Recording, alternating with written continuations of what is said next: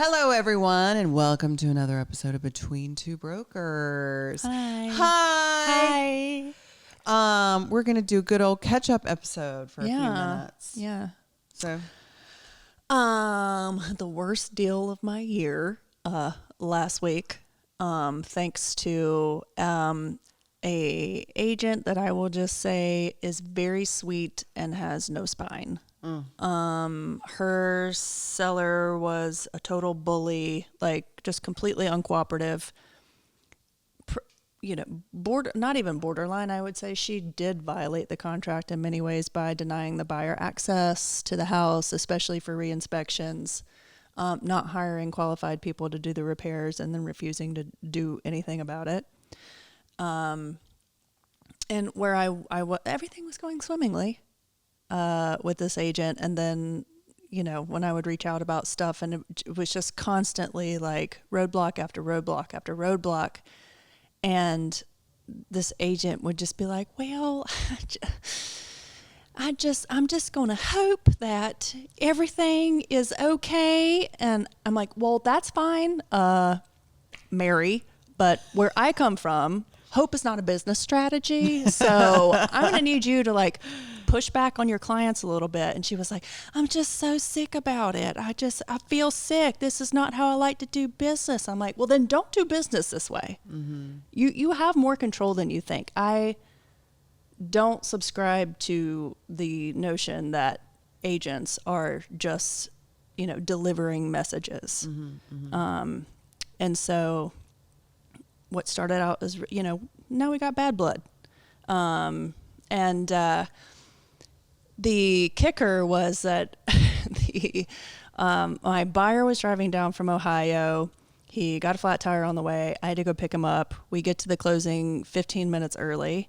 And 5 minutes later, the sellers walk in with their agent. And I was like, hi, are we signing at the same time, at the same table? She goes, yeah, I just thought it would be easier. I'm like, once again, something that you should have told me or asked me if the buyer was okay with. Mm-hmm. Like, usually we talk about that kind of thing. And they were like down a lawyer that day. Somebody called in sick, so they were running 30 minutes behind. So we sat in the foyer with these people awkwardly for 40 minutes before we even had to go to the closing table. Mm-hmm. And when's the last time you had buyers and sellers at the same closing table? It hardly ever happens. I think I've had it happen like once in the last 3 years, and we overlapped on Friday, but everybody loved each other, so it was great. Right. Which is fine if everyone loves each other. But that's also rare, unfortunately. It's rare. I don't think I've had it happen since like 2017 or 18. Yeah. It used to be the way we always did stuff, and boy, was that uncomfortable. Yes, and I'll tell you why I no longer sign up for that. My buyers were buying a house in Allendale that was it was a for sale by owner. So this was the last time I had buyers and sellers at the same closing table.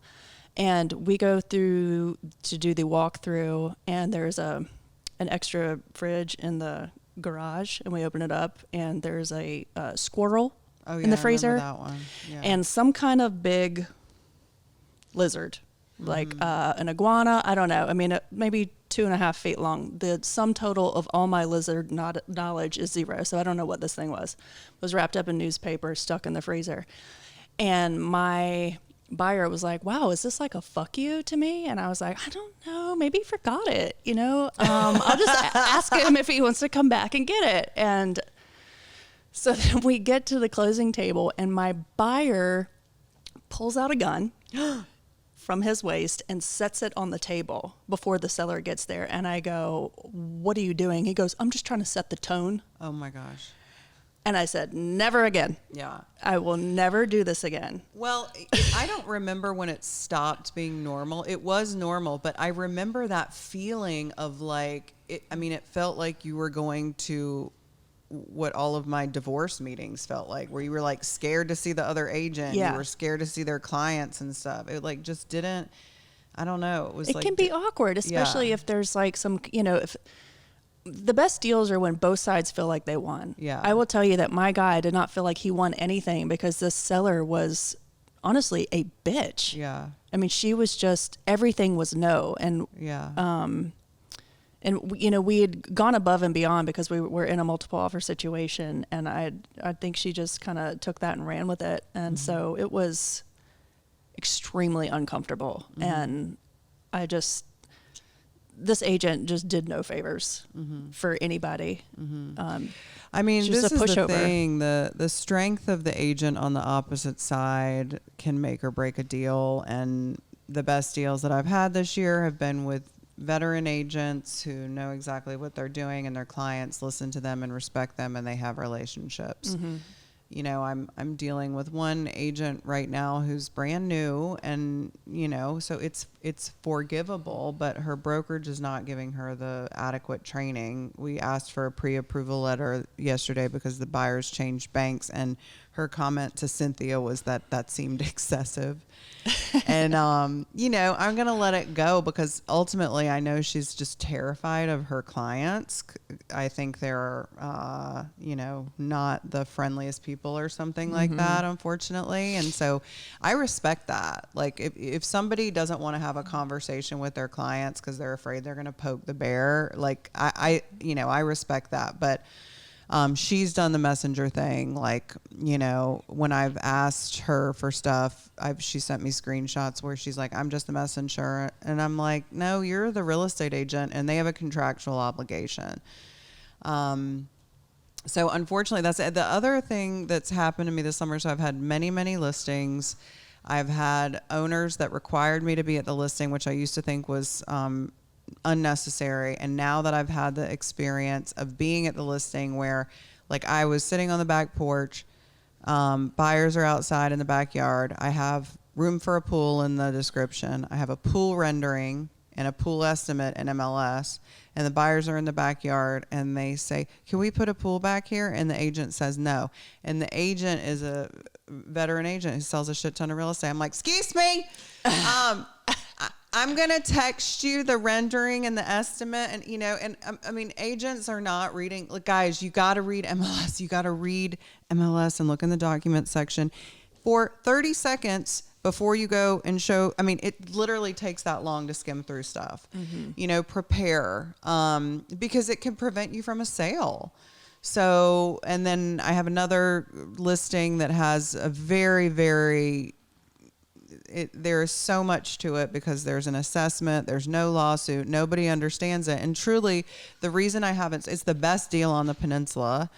And the reason I haven't sold it is because the agents are not able to properly educate their clients about it. They don't call me back when I call to explain. So it's not for everybody, but there's no reason that it hasn't sold other than agents not reassuring their clients that this is, you know, or educating their clients about what the situation is. So I think that's, you know, I don't mind being at listings anymore. And again, this is just something that's changed in my old age. I think that, you know, I'm not off-put. I always would say, and I've said it on the podcast, it's off-putting. I'm not that kind of personality. So I think, you know, my buyers, when I go to listings sometimes and the agent's like all over us, they just shut down. They stop talking. They're whispering to me, or they don't say anything at all, and they almost never wind up buying the house. But if I'm there to just answer questions about the neighborhood and I stay out of their way, then that's fine. Yep. Another thing that's been interesting is like having different kinds of sellers where, like, I have one seller that listens to everything that goes on in the house. And like through a camera? Mm-hmm. And so now, since then, for the past month, when I've been walking into houses, I've been not talking or saying anything that I feel like could be used against me or my clients, which is terrible. Yeah. I'm so paranoid about it. But he would be during a showing listening and texting me things. He's like, the agent doesn't know there's a neighborhood pool. Meanwhile, you know, I have the notebook that shows the neighborhood pool. There's photos of the neighborhood pool. Like, I'm like, you know what? Just, okay. So that was weird. And then I have sellers that don't want to hear any feedback. They're like, can you take me off of the emails? I don't want to, they take it personally and they don't want to see any of that. And that's how I am. I don't want to know because people say the stupidest shit. They do. Oh my gosh. It's embarrassing. Can't believe what people put in feedback. I also enjoy being at listings now. I mean, for showings and we're turning into old I know, ladies. I know. And the other thing is, and we talked about this client in an earlier episode about requiring proof of funds for a showing over a certain amount. I have one seller now that requires that he sees that they can afford this before we even bother with a showing, which I used to just be like, just let them in, who knows, maybe they'll find the money or whatever if they like it or whatever. It's mind blowing to me how many agents are out there showing. This happens to be a $3.2 million house. They're showing their clients without proof of funds because I'm asking for this stuff. And examples of what I've gotten an $8 million life insurance policy as proof of funds. I'm like, is she going to kill her husband to buy this house? Because this is not money. And then I got $108,000 worth of penny stocks. Later, I mean, it was like a 6-page document of all of, over 15 years of him investing in this penny stock. It's a $3.3 million house. And you're sending me $108,000. And that actually filtered through the agents. So first of all, the buyer thought it was okay to send that. And then the buyer's agent either didn't look at it and just forwarded it, or also thought that was acceptable proof of funds that you can afford this house. What the fuck? Yeah. I mean, people are wasting time. People are wasting time. So we obviously vet our clients and make sure that they're serious, and we know that they can afford the house. However, we decide to do that before we go out and show them property. Yeah. And I hate to label this a new agent issue, but I think a ton of agents did get into the market during the last couple of years when everybody's making a bunch of money. I just don't remember having this issue before COVID. No, and the market's changed so much, and selling a house used to be so easy, and it's not now. It's not. So, I feel I have really received a lot of appreciation from listing agents who see that it's me on the other end, and they're like, oh my gosh, I told my seller to pick yours, and because they know it's going to be a smooth deal. It matters. And my clients are going to listen to me and lean on me for advice. Oh, one other thing about this deal with this agent that I just closed, about if you view yourself as just the messenger and nothing gets filtered through, that's a problem too, because when I said, why won't she let us back in to re-inspect the repairs that this woman's husband made? And she said, well, she consulted her lawyer and he told her that she didn't have to. It's like, I didn't need to know that, because lawsuits that's how adults fight, right? Like the second you say a lawyer's involved, I'm like, oh, well, she's here to take us down, and then my hair stands up and I'm like, okay, well, I guess we're going to blows now because you've thrown out this lawyer word. That was just so unnecessary. Them's fighting words. So just speaking to the agents out there, it's like you don't have to share everything that your client tells you. Oh my God, no. Just say, I don't know why. She's just stuck on this. I don't know why she doesn't want to let him back in. Just be smarter, be better. You have to manage communication. Yeah, we all have the same goal of getting to the closing table, and it got so contentious unnecessarily. Yeah. And then we ended up at the same closing table, which was, I can tell you how many margaritas I had that day. Well, you made it. I made it. Yeah, well, it's been a rough summer, huh? The market, remember when it was so easy? Everything was so easy, and now it's not. So it's different. Yeah, but I guess I'm having fun. Whatever. That's what I keep telling myself. Yeah. Anyway, let's wrap it up. And thanks so much for listening. Don't forget to rate, review, and subscribe. Tell all your friends. Check out @Between Two Brokers on Instagram and @Smith Spencer Real Estate. And thanks for tuning in.